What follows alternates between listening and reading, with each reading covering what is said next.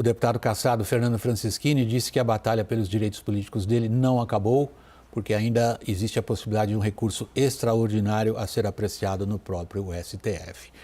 Jorge, nós temos dois aspectos aqui para a gente se ocupar. Agradecemos a sua presença, é o aspecto do direito, do operador no campo do direito, que é o seu caso. O outro, nós vamos pegar um pouco as consequências políticas e o que sugere tudo que a gente ouviu até aqui. Por que era tão, digamos, consensual a avaliação que a peça jurídica apresentada pelo Cássio Marques não se sustentaria? Bom, primeiro, boa noite, William, uma satisfação. A primeira participação presencial aqui, né, com você, com essa equipe aí maravilhosa. Bom, William, basicamente porque não era o ato atacado no Supremo não era um ato qualquer. A gente está falando de um acórdão de 6-1 do TSE, que é um tribunal superior, né, o Tribunal Superior Eleitoral. Então, a gente não está falando de qualquer decisão, de uma decisão individual, de uma decisão que não foi refletida ou não foi fundamentada. Foi uma decisão tomada por julgadores com bastante bagagem técnica, né, redatores do voto à época. Então, esse é o primeiro momento. E segundo, se a gente fizer uma análise não só do TSE, mas dos tribunais superiores, incluindo o Supremo, as razões colocadas no voto do ministro Nunes Marques, como viragem jurisprudencial e a questão da gravidade da conduta a ponto de influenciar a eleição ou não, quando a gente analisa holisticamente o TSE, a gente percebe que não foram fundamentos que já foram enfrentados, ultrapassados e se consolidou um entendimento em sentido contrário. Pois isso, com o tempo, a gente pode até explorar mais e explicar cada um deles. Mas, então, assim, fazendo uma prognose do que era o entendimento do Supremo e do TSE sobre a matéria, né, se entendia que dificilmente haveria uma mudança tão drástica a ponto de fazer uma mudança não só em relação ao acordo do TSE, mas toda a jurisprudência e resoluções que o TSE consolidou de lá para cá. Vamos já direto para o lado político, Caio e Thaís. A mesma pergunta a vocês dois, que passaram o dia ocupados com essa questão. Quem contou para o Bolsonaro que havia possibilidade de vitória? O Caio responde, eu espero, eu vou depois.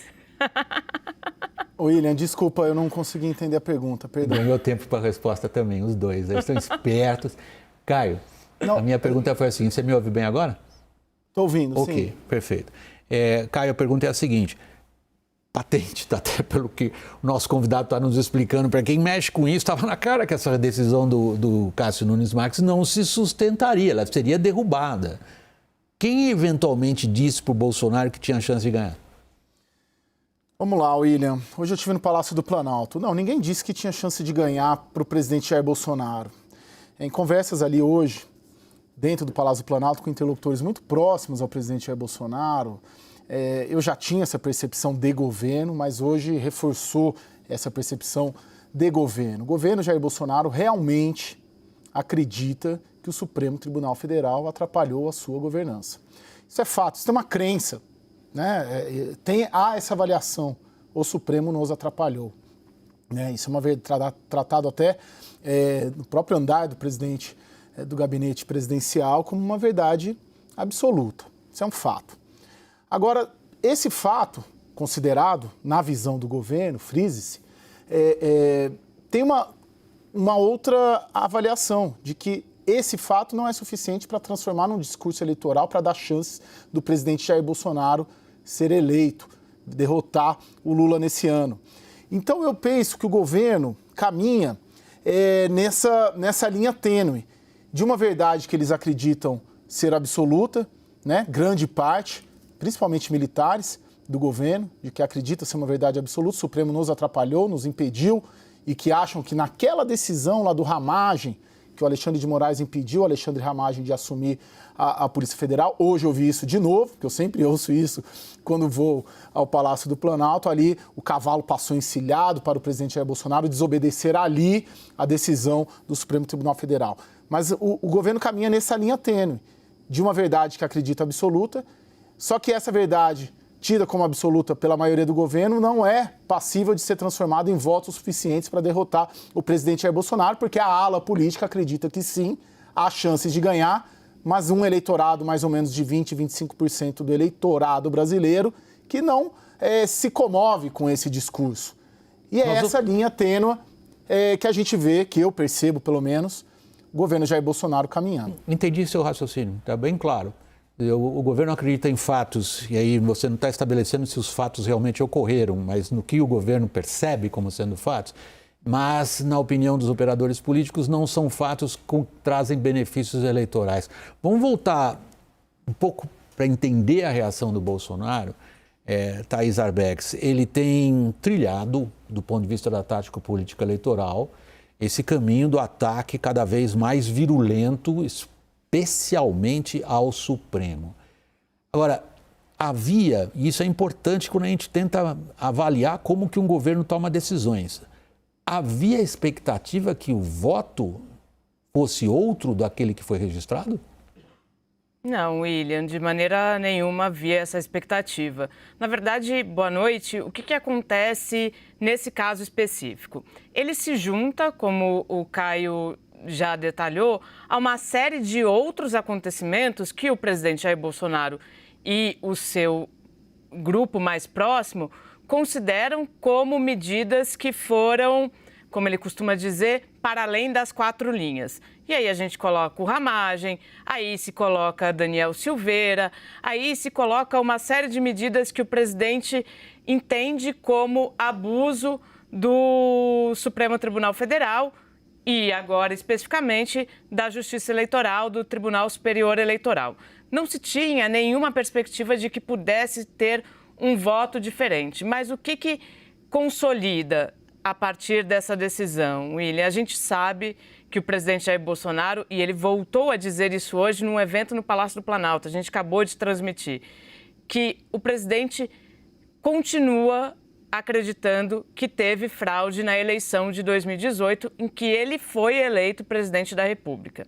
Ele faz questão de sempre dizer isso e sempre ressaltar isso. E aí ele diz uma seguinte frase que é uma frase num tom ainda mais acima, que é: eu era do tempo que se decisão do Supremo se cumpria, não se questionava. Eu fui, não sou mais. E aí, o que a gente pode entender? A gente seguirá dizendo que é apenas retórica política e agora retórica política eleitoral? Eu já disse isso uma vez aqui num dos nossos debates, William. Acredito que a partir da decisão do indulto a Daniel Silveira, a gente teve uma mudança de postura do presidente Jair Bolsonaro.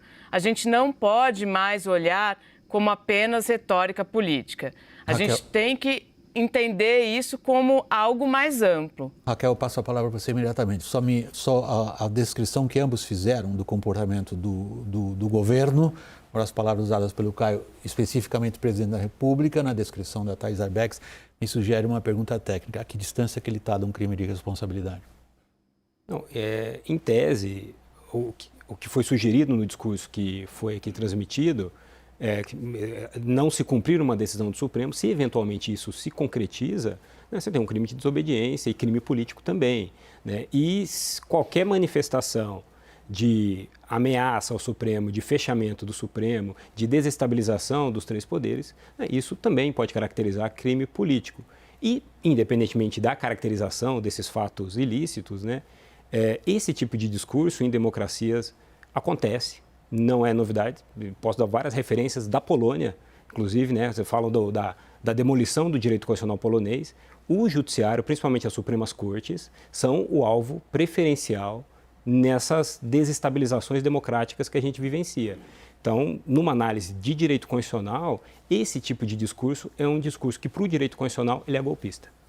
William, posso tentar complementar o Abuja? Eu não tenho especialização dele, mas queria trazer o que me disse hoje um ex-ministro do Supremo Tribunal Federal.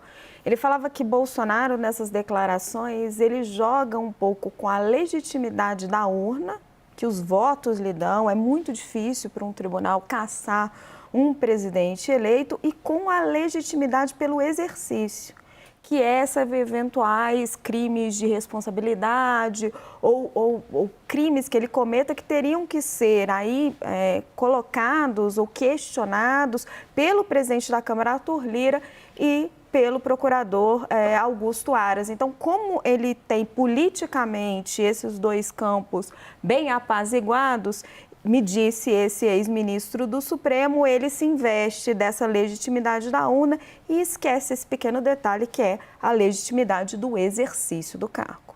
Por último, Jorge, trazendo você para encerrar essa parte aqui da nossa roda de análise. Se a gente considera, como você mesmo disse, um discurso desse do ponto de vista do direito constitucional constitui-se num discurso golpista. Diante desse discurso e diante da votação de hoje, o Supremo, você o vê intacto na sua, digamos, função constitucional ou as duas nomeações já feitas rompem, digamos, esse muro? Eu acho que com o tempo que a gente tem, as nomeações não me parece que seria uma questão de romper ou de mudança significativa do Supremo. A análise de um ministro no Supremo ela demora muito tempo para a gente poder analisar qual que é o perfil de um ministro, não são votos isolados aqui ou acolá. Eu, como analista, eu entendo que o que aconteceu, se a gente pegar só o voto do Supremo, 3-2, não há nada de equivocado ali, seja nos dois votos, no seguinte sentido. Eu discordo daqueles dois votos, mas é do jogo ter divergência de entendimentos num plenário colegiado. Agora, quando isso escala para esse nível político, que é um problema. Porque se o Supremo está intacto ou não, me parece que o Supremo já há um bom tempo opera num nível de tensão que não precisaria operar numa democracia, né? E isso seja do ponto de vista jurídico, a gente já identifica, seja do ponto de vista político, me parece, você vê reflexos na atuação do Supremo em relação a isso, né? O Supremo vai sendo encurralado numa perspectiva porque o Judiciário é um poder naturalmente reativo. E o Judiciário, o poder que ele tem é da legitimidade dele. Em última instância, né, se alegasse que não vai se cumprir uma decisão do Supremo ou de qualquer órgão do Judiciário, você desestabiliza a democracia, porque você rompe um pilar de um poder que não controla, vamos dizer assim, a força executiva, a força coativa do Estado.